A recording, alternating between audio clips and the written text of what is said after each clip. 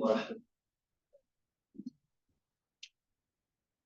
الحمد لله رب العالمين والعاقبة للمتقين ولا عدوان إلا على الظالمين.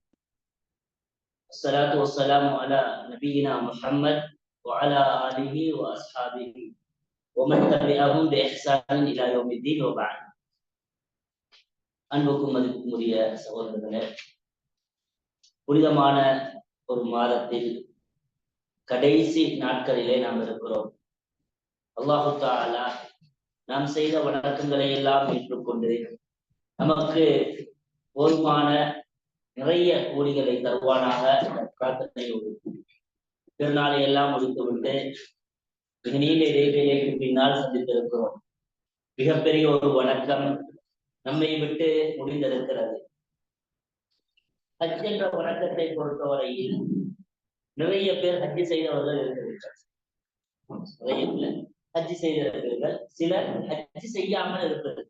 அல்லாஹு தஆலா ஹஜ் செய்யாமல் இருக்கின்றவர்களுக்கு இந்த பாக்கியத்தை தர வேண்டும் என்ற பிரார்த்தனையோடு ஆரம்பம் செய்கிறேன். ஹஜ்ஜுடைய வணக்கத்தை பொறுத்தவரையில் இஸ்லாம் 5 விதமான கடமைகளை நமக்கு சொல்லுகிறது. நமக்கெல்லாம் தெரியும், நம் சின்ன வயதிலேயே பாடமாக்கி இருப்போம். புனியல் இஸ்லாமு அலா ஹம்ஸி, இஸ்லாம் 5 கடமையின் மீது 5 தூண்களின் மீது விதிக்கப்பட்டிருக்கிறது. இஸ்லாம் என்பது ஒரு கட்டிடம் என்றால் அது 5 தூண் இருக்கும். இந்த 5 தூணும் என்னென்ன ரசூலுல்லாஹி ஸல்லல்லாஹு அலைஹி வஸல்லம் சொல்றாங்க. முதலாவது கலிமாண்டாங்க. முதலாவது கலிமாண்டுவோம். அல்லாஹ்வை நம்ம வணங்கணும், அவனுக்கு இணை வைக்க கூடாது. 2வது தொழுகை நாங்க, நோன்பு நாங்க, ஜக்காத்து நாங்க. கடைசியாக ஸல்லல்லாஹு அலைஹி வஸல்லம் சொன்னது ஹஜ். ஹஜ் இந்த வணக்கம் அடுத்த எல்லா வணக்கத்துடன் டோட்டலா டிஃபரெண்ட். நீ எல்லா வணக்கத்தையும் எடுங்களேன், ஒவ்வொரு வணக்கமாக எடுத்தீங்கன்னா ஒவ்வொன்றுக்கும் ஒவ்வொரு ஸ்டைல் இருக்கு, ஒவ்வொரு முறை இருக்குது. ஆனா எல்லாத்துலயும் டிஃபரெண்டானது ஹஜ். கலிமா நம்ம ஷஹாதா என்னவோமே, அது ஈமானோடு சம்பந்தப்பட்டது, அதை விடுங்க. தொழுக எல்லாரும் தொழுக ஆகணும். ஒவ்வொரு நாளும் 5 வக்து. 4 பேருக்கு மட்டும் விடலாம், சிறியவர்களுக்கு விடலாம், பைத்தியக்காரர்களுக்கு விடலாம், மாதவிடாய் பெண்கள், நிபாசுடைய பெண்களுக்கு விடலாம். இவங்க 4 பேருக்கு யாருக்கும் விடலாம். ஒரு ஆண் தொழுகையை விட்டு என்ன அர்த்தம்? அவன் சின்ன பிள்ளையா இருக்கும் அல்லது பைத்தியக்காரனா இருக்கும். ஒரு பெண் விடுவாராக இருந்தா சின்ன பிள்ளை அல்லது பைத்தியக்காரி அல்லது மாதவிடாய் பெண் அல்லது நிபாசுடைய பெண். இவன் 4 சாராட்டம் யாருக்கும் தொழுகை விடலாம். டெய்லி தொழுதே ஆகணும். நோன்பெடுங்க, ஒவ்வொரு வருடமும் கட்டாயம் நோன்பு பிடிச்சே ஆகணும். நோன்பை யாருக்கு விடலாம்? சக்தி இல்லாதவர்கள். சக்தி இல்லாதவர்கள் என்றால் முடியவே முடியாது வரக்கூடியவர்கள், அல்லது சில கால நோயோடு இருக்கக்கூடியவர்கள் விட்டா அடுத்த காலத்துல பிடிச்சாகும் அடுத்த நோம்பு கடையில. அல்லது பிரயாணிகள் பயணத்தில் இருக்கக்கூடியவர்கள் விடலாம், ஒரு காலத்தை பிடிக்கும். மாதவிடைக்காரமோ நிபாசுடையக்காரோ யாராவது விட்டு அடுத்த காலத்தை பிடிக்கணும். இது நோம்புடைய ஸ்டைல், நோம்புக்குரிய முறை. ஜக்காத் ஏடு வந்தா குறிப்பிட்ட பொருட்கள் குறிப்பிட்ட அளவடைஞ்சா வசதி இருக்கா ஒவ்வொரு வருடமும் கொடுக்கணும், ஒவ்வொரு வருடமும் ஜக்காத்தை நிறைவேற்றணும். ஆனால் ஹஜ்ஜி ஒரு மனிதன் வாழ்க்கையில ஒரே ஒரு முறை செஞ்சா போதும்.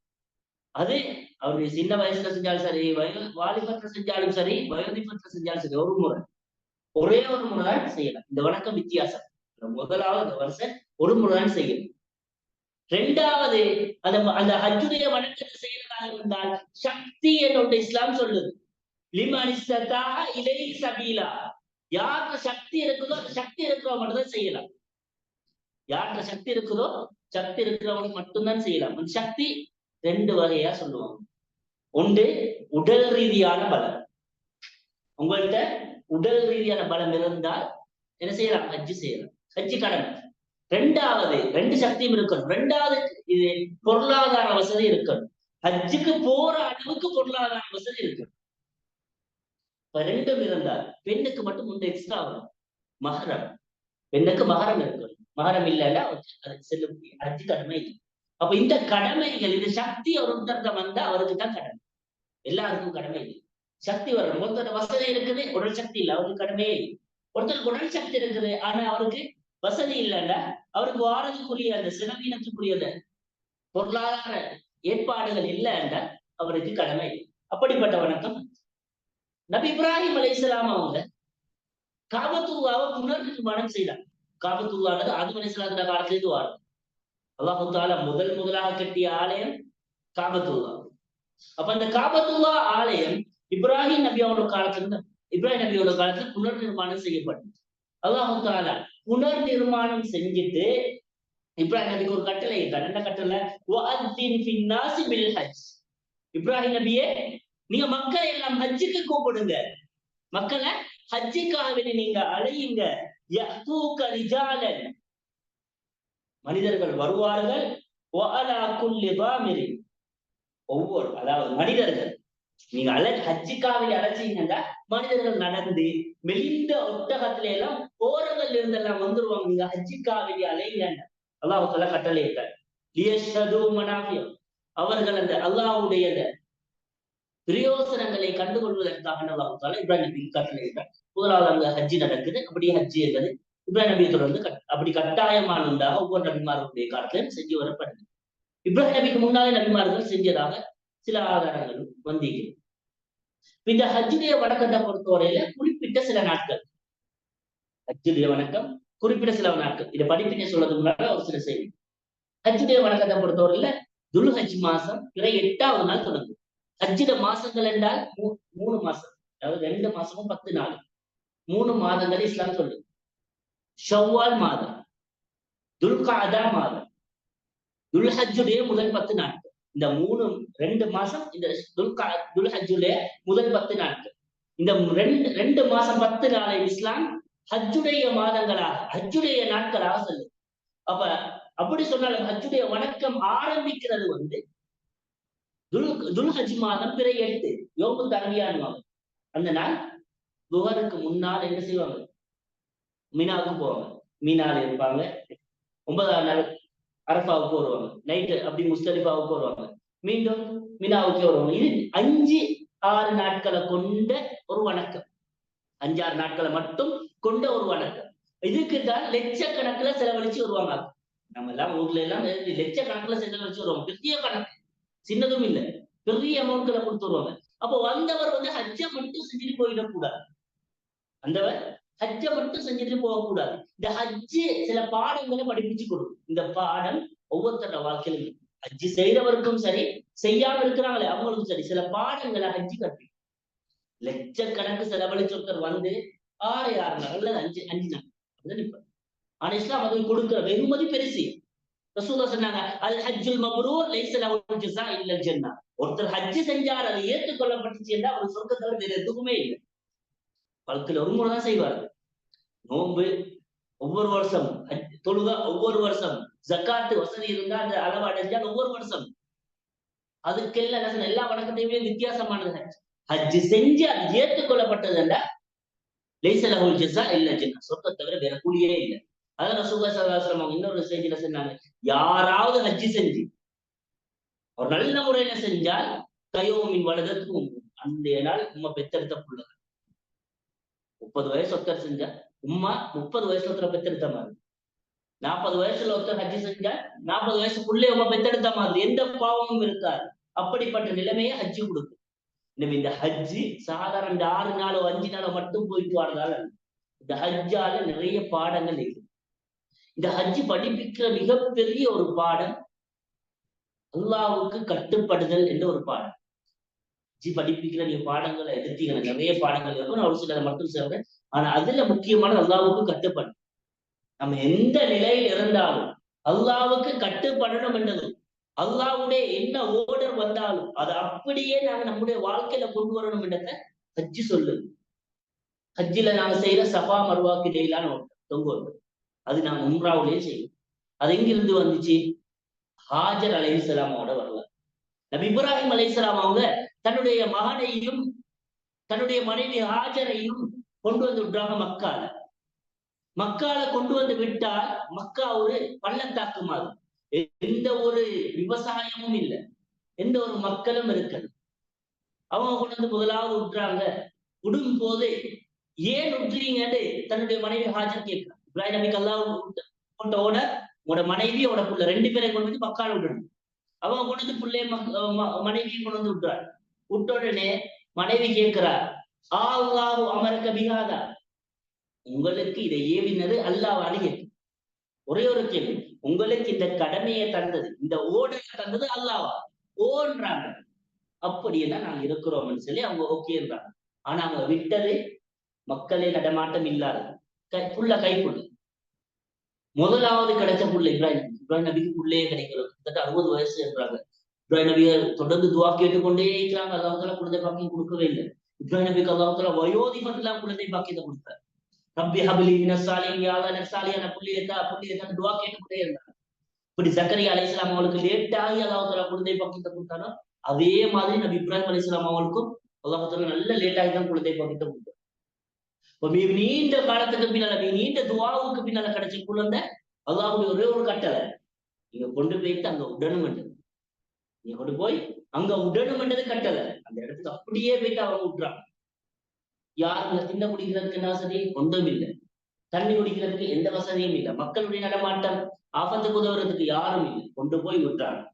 இப்ராஹிம் நபி அவங்க விட்டுட்டு அல்லாஹ்ல ஒரு துவா செய்யறாங்க.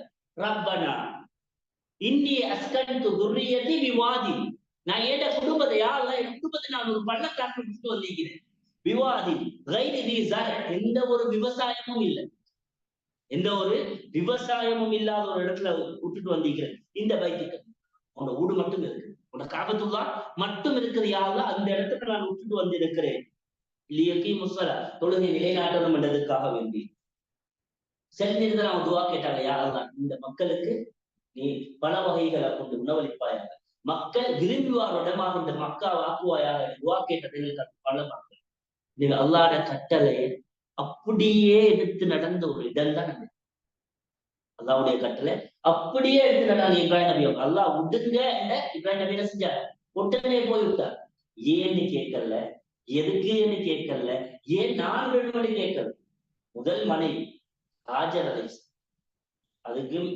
அதுவும் முதலாவது கிடைச்ச புள்ள, உச்ச காலத்துக்கு பின்னால கிடைத்த குழந்தை, அதையும் இப்ராஹிம் நபி அவங்க ஏன் எதுக்குன்னு கேட்காம அப்படி அல்லாஹ்வுடைய கட்டளை நிறைவேற்றினார். அல்லாஹ் தஆலா என்ன செஞ்சார்? அப்படி வச்ச இப்ராஹிம் அலைஹிஸ்ஸலாம் அவர்கள் நம்பிக்கையோடு வச்ச இப்ராஹிம் அலைஹிஸ்ஸலாம் அல்லாஹ் கொடுத்தது என்ன? ஹாஜர் சஃபால இருந்து மருவாவுக்கு தண்ணி தட்டி விடுறாங்க, மருவால இருந்து சஃபாவுக்கு தண்ணி தட்டி விடுறாங்க. திரும்பி வந்தால் குழந்தையுடைய அலைஹிஸ்ஸலாம் நிக்குது. சம்சம் கிணறு நிமிடத்துக்கு 600 லிட்டருக்கு மேலால் எடுக்கப்படும் தண்ணி. ஒவ்வொரு முறையும் ஹஜ்ஜிக்கு வந்த எல்லோரும் சம்சம் தண்ணி கொடுக்குறோம். ஊருக்கு போறீங்க எல்லாரும் கொடுக்குறோம். மக்காலையில் இருக்கிற மதீனால ஏராளமான சம்சம் தண்ணி கொடுக்குறோம்.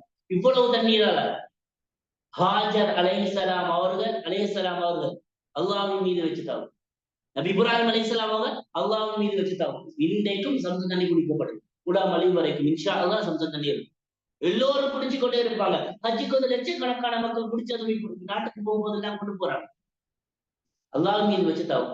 ஒரு கட்டளை அல்லாஹ் தாரானுங்க. இந்த நம்ம எல்லாம் முன்றா செஞ்சிருப்போமே, சஃபாவுக்கு மருவாக்கு நல்ல ஓடுவோம். சஃபாவுக்கு மருவாக்கும் அதையில ஓடுறது ஒரு கடமையா அல்லாஹ் தஆலா வச்சது, அல்லாஹ் கட்டுப்பட்டதுக்காக வச்சது. ஆனா அதுக்கு பின்னால பெரிய ஒரு வரலாறு. அல்லாஹ்வின் மீது வச்ச ஒரு தவக்கு, ஒரு குடும்பம் அல்லாஹ்வின் மீது வச்ச ஒரு ஈமான், அல்லாஹ்வை நம்ம எப்படி நினைக்கிறோமோ அத மாதிரி தான் அல்லாஹ் நடந்து கொள்வார். அந்த வரலாறு காட்டுது.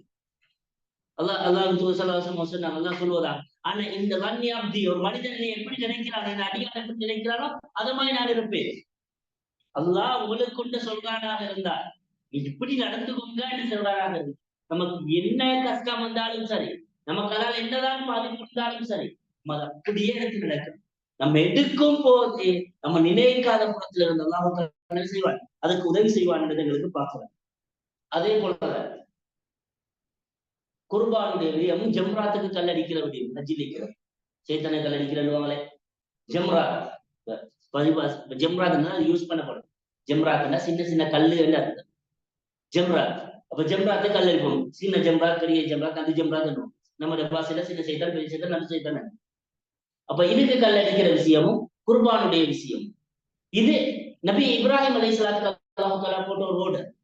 இப்ராஹிம் நபி அவங்க குழந்தைய அப்படியே குழந்தை காபத்துள்ளாஹ் எல்லா ரோடு இருக்கா விட்டு போறாங்க. அல்லாஹ்வுடைய சட்டத்தை, அல்லாஹ்வுடைய வசனத்தை, அல்லாஹ்வுடைய அந்த கடமைய கட்டளையை நிறைவேற்றணும் ஒரு காரணத்தால் விட்டுட்டு போறாங்க. போன அவங்க மீண்டும் வாராங்க. புல்ல அவரோட சேர்ந்து ஓடுற காலம், அவரோட சேர்ந்து ஓடி போற காலம். அவர் திரும்பி வாரார். உள்ளே விட்டு காலம் தூரமாக இருந்தவர், நீண்ட காலம் தூரமாக இருந்தவர் என்ன செய்யறார்? மீண்டும் வாரார். வந்தோடனே அல்லாஹ் தாலா செய்யறாரு, இன்னொரு சோதனையை கொடுக்குறாரு. இப்ராஹிம் நபியோட வாழ்க்கையை நீங்க எடுத்தீங்கன்னா இப்ராஹிம் அல்லாஹ் தாலா இப்ராஹிம் நபி நிறைய சோதிச்சார். இப்ராஹிம் நபியை சோதிச்சதெல்லாம் நீங்க எடுத்து பாத்தீங்கன்னா நிறைய சோதனை. அந்த சோதனை எல்லாம் அடுத்த நபிமாரமாய் சோதிச்ச சோதனைகள் இல்ல, பெரிய சோதனை அல்லாஹ் தாலா சொல்றாரு. எல்லா சோதனையிலும் இப்ராஹிம் நபி பாஸ். எல்லா சோதனையும் இப்ராஹிம் நபி அவங்க வெற்றிகரமா முடிச்சார். இப்ராஹிம் நபிக்கு நிறைய சோதனைகள் அல்லாஹ் தாலா வாழ்க்கையில கொடுத்தார். அதனாலதான் இப்ராஹிமுடைய வாழ்க்கையில உங்களுக்கு சிறந்த முன்மாதிரி இருக்குது என்று அல்லாஹ் தாலா எங்களுக்கு சொல்லணும். ரசூலுல்லாஹ் வாழ்க்கையில முன்மாதிரி இருக்கிறது அல்லாஹ் தாலா சொல்றாங்க, ஓகே எங்களுக்கு வந்த நபி, எங்களுடைய தலைவர். இப்ராஹிம் நபியுடைய வாழ்க்கையில எங்களுக்கு முன்மாதிரி இருக்கிறது அல்லாஹ் தாலா சொல்றாங்க. நிறைய நபிமார்கள் இருக்கும் போது இப்ராஹிம் நபி அல்லாஹ் தாலா குறிப்பிட்டு சொல்றேன், அந்த அளவுக்கு முக்கியமானவர். அதனாலதான் குர்ஆன் இன்ன இப்ராஹிம கான உம்மா, இப்ராஹிம் ஒரு தனி நபராக இருந்தால் ஒரு சமூகத்துக்கு சமம். ஒரு தனி நபர் என்று அல்லாஹ் தாலா சொல்லல. இப்ராஹிம் கான உம்மா, ஒரு சமூகம். ஒரு சமூகம் செய்ய வேண்டிய வேலையை இப்ராஹிம் நபி செய்வார். ஒரு சமூகத்தில் இருக்க வேண்டிய ஈமான் மொத்தமாக இப்ராஹிம் நபியிட்ட மட்டும் இருக்கும். ஒரு சமூகத்தில் இருக்க வேண்டிய பலம், அல்லாஹ்வின் மீதான நம்பிக்கை இப்ராஹிம் நபியிட்ட மட்டும் இருக்கும். அந்த இப்ராஹிம் நபி அவங்களுக்கு அல்லாஹ் தாலா கொடுத்த ஒரு சோதனை தான், தன்னை மகன் அறுக்கணும் என்ற சோதனை. வாரா உள்ள ஓடுற காலம், உள்ள ஓடி திரிகிற காலம், நமக்கெல்லாம் உள்ள ஓடி திரிகிற காலம் சந்தோஷமான காலம். அதானே உள்ள கை குழந்தையா இருந்து தூக்குறதை விட நம்மளோட சேர்ந்து நடக்கிற காலம் வச்சு சந்தோஷமான காலம். அதனாலதான் அல்லாஹ் தஆலா குர்ஆன்ல சொர்க்கவாதிகளுக்கு கொடுக்கிற நலவுகளை பத்தி சொல்லும் போது யதூஃபு அலைஹிம் வில்தானு முஹல்லதூன், யதூஃபு அலைஹிம் வில்தானு முஹல்லதூன், சின்ன பிள்ளைகள் இருப்பாங்க அவங்கள சுத்தி. சொர்க்கவாதிகளுக்கு அல்லாஹ் தஆலா கொடுக்கிற ஒரு நலவுல ஒரு நேமத்துல உண்டு என்ன, சின்ன பிள்ளைகள். சின்ன பிள்ளைன்றது பொதுவாவே கண் குளிர்ச்சி, பொதுவா ஒரு சந்தோஷம். அல்லாஹ் தஆலா சொர்க்கத்தை கொடுக்குற, சொர்க்கத்துல கொடுக்குறோண்டு ஸ்பெஷலா தான் நீங்க, அதாவது சொர்க்கத்துல கொடுக்குறது ஸ்பெஷல். அப்ப அந்த சின்ன பிள்ளைல காலம் இப்ராஹிம் நபி அவங்க வாரங்கள் இஸ்மாயில் அலைஹிஸ்ஸலாம் அவர்களுக்கு சின்ன காலம் வந்தோட அல்லாஹ் தஆலா கொடுத்தது என்ன, ஒரு கனவை கொடுத்தார். இப்ராஹிம் நபி அவங்களுக்கு கொடுத்த கனவு, இஸ்மாயில் அலைஹிஸ்ஸலாத்தை கூப்பிட்டு சொல்றாரு, யா புனைய, அருமை மகனே, இன்னி அரா ஃபில் மனாமி அன்னி அத்பஹு, நான் உங்களை அறுக்கிற மாதிரி ஒரு கனவு கண்டேன். நபிமார் கண்ட கனவு என்ன, வஹி. நபிமார் கண்ட கனவு வஹியின் அடிப்படையில சொல்றாரு, இன்னி அரா ஃபில் மனாமி அன்னி அத்பஹு, நான் உங்களை அறுக்க கண்டேன் என்று. எப்படி இருக்கும், ஒரு குழந்தை மிச்சம் காலத்துக்கு நல்லா வாப்பா வந்தார். வந்த உடனே அதான் அவங்களோட வாப்பா சின்ன வார்த்தை, நான் கூட கனவுல அறுக்க கண்டேன். அப்ப 11 மாத தரா நீங்க என்ன சொல்றீங்க என்று இப்ராஹிம் அலைஹிஸ்ஸலாம் தன்னை மகனை பார்த்து கேட்டார். அவர் சொன்ன வார்த்தை, யா அபதி அல்மாது, அருமை தந்தையே, நீங்க எதை ஏவப்பட்டீங்களோ அதை செய்யுங்க. இதுல நம்ம 2 விஷயத்தை புரிஞ்சு கொள்ளலாம். உண்டு தாயிட வளர்ப்பு, தாயிட வளர்ப்பு தான் நீங்க முக்கியம். இஸ்மாயில் அலைஹிஸ்ஸலாம் அவனோட வாயிலிருந்து இப்படி ஒரு வார்த்தை வாரதாக இருந்தார். தந்தை நீண்ட காலம் பிரிவில் இருந்தார், நீண்ட காலம் ஒரு பிரிவு, தந்தையை பத்திய பெரிய அளவுல ஒரு இது இருக்காது, ஒரு ஆசையோ ஒரு ஆர்வமோ தந்தை செய்ய கேட்கணும் என்ற ஒரு நுழைஞ்சு அந்த வயசுல இருந்திருக்காது. தாய் மிக ஆர்வம் காட்டி அல்லாஹ்வின் மீது நம்பிக்கையை கொடுத்து ஈமானை கொடுத்து தந்தையுடைய பேச்சு தன்னை கட்டுப்படுறதை சொல்லி கொடுத்து வளர்த்த ஒரு காரணம். சொன்ன உடனேயே மகன் சொன்ன வார்த்தை, யோசிச்செல்லாம் சொல்லல, உங்களை அறுக்க நான் கண்டேன் என்று சொன்ன அடுத்த வார்த்தை சொன்னது, இஃப் அல் மாத்தோ, உங்களுக்கு இது ஏவப்பட்டு அதை செய்யுங்க, ஏவப்பட்டதை அப்படியே செய்யுங்க. அவர் அறுக்க கூட்டிக் கொண்டு போறார். போற வழியில தான் சைத்தானால் குழப்பப்பட்டார், அங்க கல்லெறியப்பட்டார். இந்த கல்லெறியத்துல 2 விதமான வரலாறு சொல்லப்படும்.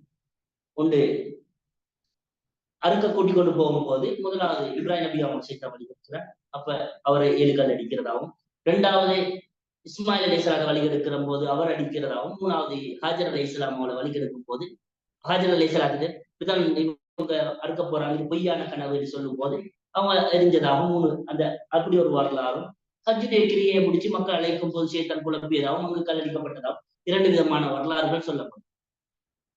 அப்ப அப்படி இருக்கும் போது அல்லாஹு தஆலா இஸ்மாயில் அலைஹிஸ்ஸலாம் அவங்களுக்கு பொறுமையை கொடுத்தார், அல்லாஹ் கட்டுப்படணும் என்றதை கொடுத்தார். இப்ராஹிம் நபிக்கும் அந்த ஒரு ஈமான கொடுத்தார். உள்ளே அறுக்க வேண்டிய ஒரு நிலைமை வந்தாலும், உள்ளே தான் அறுக்க வேண்டிய ஒரு நிலைமை வந்தாலும் அல்லாஹ் சொன்னால் வேறு பேச்சு இல்லை, அல்லாஹ் சொன்னால் அதை விட வேறொன்று இல்லை.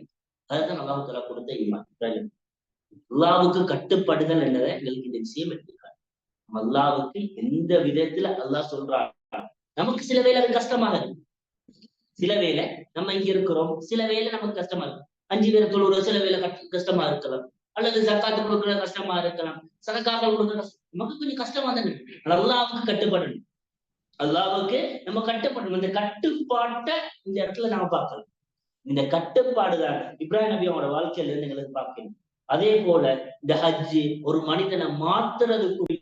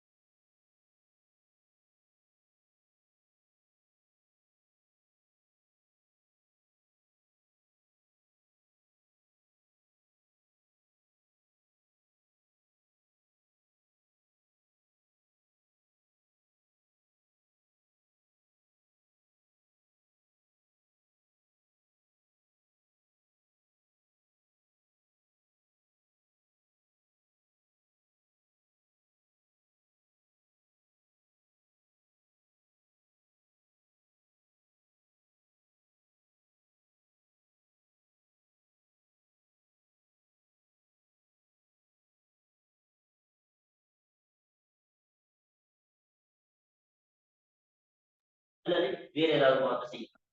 ஹஜ்ஜி நோம்பு மாதிரி தான். நோம்புலையும் யாருக்கும் தெரியாம போய் சாப்பிடலாம், யாருக்கும் தெரியாம போய் குடிக்கலாம். நம்ம ஏன் குடிக்காம இருக்கிறோம், ஏன் சாப்பிடாம இருக்கிறோம், அல்லாஹ் பார்த்து கொண்டு இருக்கிறான் நிறைவேற்றம். அதே இறையச்சத்தை நமக்கு ஹஜ்ஜும் வெளிப்படுத்துது. இந்த முறையில ஒருத்தர் வந்தால்தான் ஹஜ்ஜு ஒரு மாற்றத்தை ஏற்படுத்தும் ஒருத்தர் வாழ்க்கை. ஒருத்தர் 10 லட்சம் கொடுத்துட்டு போய் 6 நாள் மட்டும் தங்கிட்டு வந்து பழைய மாதிரி இருந்தால் அவரோட ஹஜ்ஜில எந்த பிரயோசனமும் இருக்காது. ஒருத்தர் ஹஜ்ஜி செஞ்சாரா அவரோட குடும்பத்துல இருந்து சொல்லணும், இந்த மனுஷன் ஹஜ்ஜி செஞ்சார், ஹஜ்ஜி கூட நிறைய மாற்றம்.